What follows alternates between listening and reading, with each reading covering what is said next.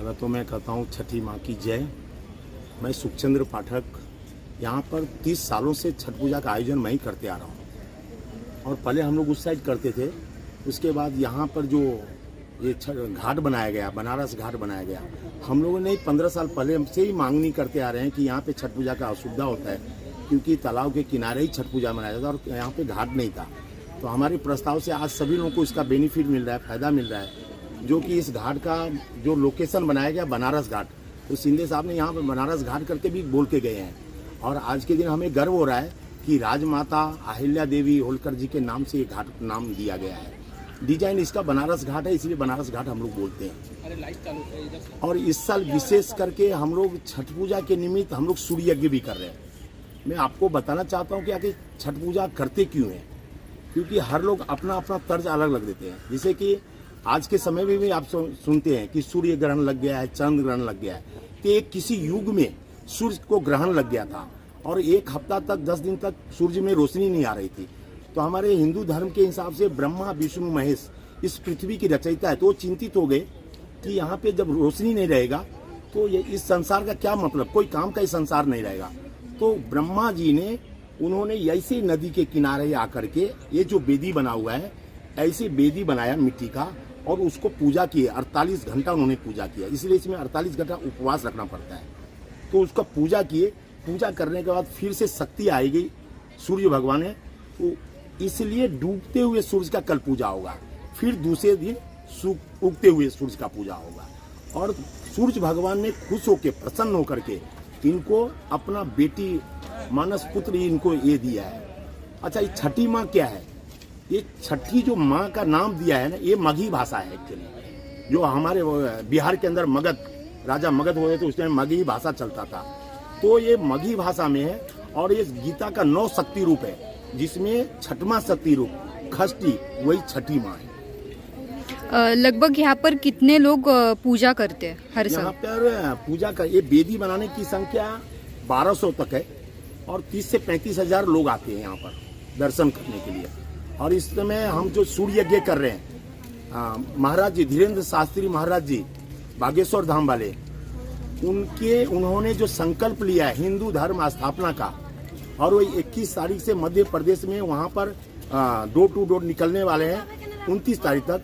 उनका उस चीज में सूर्य हिंदू धर्म स्थापना के लिए जो उन्होंने संकल्प लिया है, उसमें कामयाबी मिले और सब जन लोगों को, सभी लोगों का कल्याण हो, इसलिए हमने सूर्य यज्ञ की भी तैयारी की है।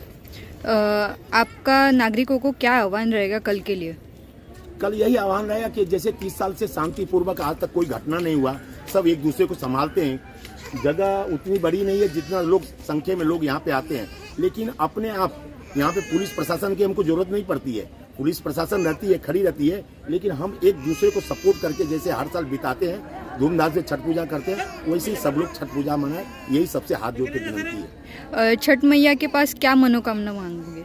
छठ माँ की मनोकामना यही है कि हिंदू राष्ट्र की स्थापना हो और हमारे सबका कल्याण हो, यही है, और क्या रहेंगे। छठ माता का त्योहार हम लोग का बहुत पावन त्योहार है और मतलब स्वच्छता से करते हैं।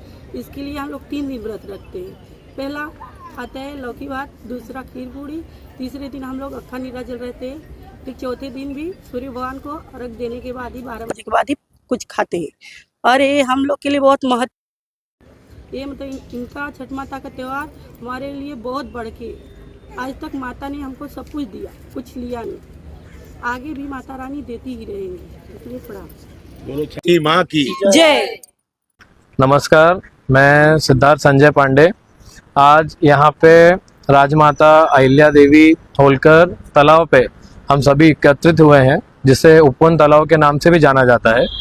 यहाँ पे बागेश्वर धाम सरकार समिति के तरफ से यहाँ पे जो ये महासूर्य यज्ञ किया जा रहा है, वो जो धीरेन्द्र शास्त्री जी जो बागेश्वर धाम सरकार के जो हमारे बाबा जी हैं, उनका जो एक प्रण है जो हिंदू राष्ट्र की स्थापना करने के लिए उनने एक पूरे एमपी में उनने पद यात्रा का 21 तारीख से लेके 29 तारीख का उनने शुरुआत करने जा रहे हैं। तो ये जो सूर्य यज्ञ हमने यहाँ पे रखा है वो उसकी सफलता के लिए रखा गया है, ताकि जितना हो सके वो उसका जो प्रसिद्धि हो वो सिर्फ एमपी नहीं पूरे हिंदुस्तान में फैले, और जो बाबा जी की बातें हैं वो भी हर जगह तक पहुंचे।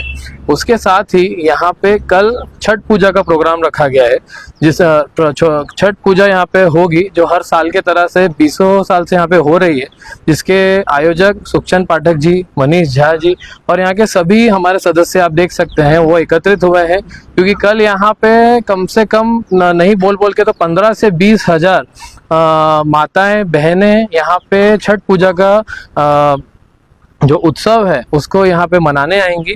सभी लोग सभी औरतें व्रत पे रहती हैं और वो यहाँ पे आके जो ढलता सूरज है उसकी पूजा करती हैं। और बकायदा यहाँ पे आप देखेंगे कि जो बेदियां हैं वो लगी हुई हैं, उसका ऑलरेडी सबने जिसका जहाँ है वो अभी से बुकिंग करके चले गए हैं, ताकि कल शाम को कोई हड़बड़ी ना मचे, कोई प्रॉब्लम ना हो, क्योंकि माताएं बहनें के साथ उनके बच्चे भी होते हैं। उसी हिसाब से यहाँ पे आप जितनी व्यवस्थाएं देखेंगे कि इसमें यहाँ लाइटिंग किया गया है, यहाँ पे डॉक्टर्स रखे गए हैं, हेल्थ चेकअप कैंप रखे गए हैं, ताकि किसी को भी अगर जो फास्टिंग पे है, व्रत पे है, तो उन्हें कोई दिक्कतें ना पड़ी जाए। यहाँ के जो हमारे स्थानिक आमदार हैं श्री प्रताप जी सरनाइक साहब, उनके मार्गदर्शन में और हमारी जो ये सरकार है और हमारे मुख्यमंत्री एकनाथ जी शिंदे साहब, उनके मार्गदर्शन में, उनके आदेश अनुसार ही हमें ये सपोर्ट मिला है और ये हिम्मत मिली है कि हम यहाँ पे इतने बड़े स्तर पे ये प्रोग्राम करने जा रहे हैं। और कल यहाँ पे अनगिनत लोग तो आएंगे ही, उनके साथ अनगिनत अतिथिगण आएंगे, जिनका यहाँ पे बहुत अच्छे से सत्कार किया जाएगा, उन्हें कुछ ना कुछ ये तोहफे के तौर दिया जाएगा। और जो हमारे आमदार हैं प्रताप जी सरनाइक साहब, उनका कल एक महारैली है जो भीमनगर से शुरू होगा, और उसके पहले 5:30 बजे के आसपास वो यहाँ स्वयं आएंगे और यहाँ पे सभी जितने छठ पूजा के लिए यहाँ पे जो लोग पूजा के लिए आएंगे उनसे उन्हें भेंट करेंगे और अपना मार्गदर्शन देंगे। प्रताप सरनाइक के सिवा और कौन अतिथि आने वाले हैं? प्रताप सरनाइक जी यहाँ के आमदार हैं, स्थानिक आमदार है, वो तो आएंगे ही। उनका पूरा परिवार, जिसमें परिशा सरनाइक जी जो यहाँ की स्थानिक नगर सेविका हैं, उनके सुपुत्र पूर्वेश सरनाइक जी वो आएंगे हर साल के तरह। उसी के साथ जो हमारे माननीय मुख्यमंत्री जी हैं वो भी राहिल्या देवी, कोलशेत और उपवन, उनका हर साल उनका वहाँ आना होता ही है और हर लोगों से मिलना जुलना होता है। उसके अलावा राम सेना के काफ़ी अतिथि हैं, और हमारे जो एक उत्तर भारतीय हिंदू प्रतिष्ठान का संस्था है उसके कई सारे सदस्य पूरे थाने मुंबई से यहाँ पे उपस्थित रहेंगे। जैसा कि सर छठ पूजा संस्था थाने जिला का 30वां वर्ष है, तो क्या ये जो आयोजन हो रहा है बागेश्वर धाम सरकार समिति द्वारा किया जा रहा है, तो क्या बागेश्वर धाम के धीरेन्द्र शास्त्री महाराज का भी यहाँ पे आगमन होगा? जिस तरह से आप देख सकते हैं कि यहाँ पे धीरेन्द्र शास्त्री जी एक तरह से बैनर्स के माध्यम से, फोटो के माध्यम से यहाँ पे उपस्थित है ही, पर उनका आना नहीं हो पा रहा है क्योंकि इसी बीच में उनका राजस्थान में उनकी कथा चल रही है, नहीं तो उनका आना 100% श्योर था। उसके फिर भी मेरी पूरी कोशिश रहेगी कि यहाँ पे लाइव के द्वारा, एक फेसबुक लाइव या ऑनलाइन वीडियो कॉल के द्वारा उनका यहाँ पे मार्गदर्शन दिया जाए, या पब्लिक जो भी लोग आए उनको आशीर्वाद दिया जाए उनके वीडियो के माध्यम